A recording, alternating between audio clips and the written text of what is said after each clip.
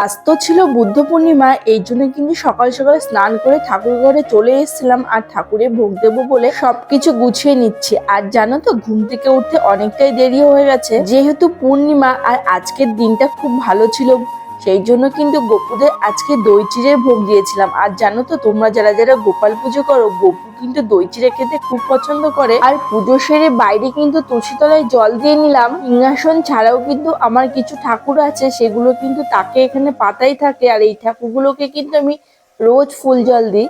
যাই হোক, পুজো সেরে কিন্তু সমস্ত প্রসাদ তুলে নিলাম। আর জানো তো, এই দই চিড়ে লাড্ডু মিষ্টি সব দিয়ে প্রসাদ মাখলে কিন্তু খেতে খুব ভালোবাসে আমার ছেলেরা। এর মধ্যেই কিন্তু বাজার থেকে ফোন এলো, কর্তামশাই বললো যে আজকে দাঁতের ডাক্তার দেখাতে যাবে, এই জন্য দোকানে যাওয়ার জন্য। তাই কিন্তু আমি প্রসাদের বাটিটা নিয়ে একটু বাইরে রোদে দাঁড়িয়ে দাঁড়িয়ে প্রসাদটাকে মাখছিলাম। আর কিন্তু ছেলেদেরকেও দিয়ে আমি রেডি হয়ে গেছি দোকানে যাবার জন্য।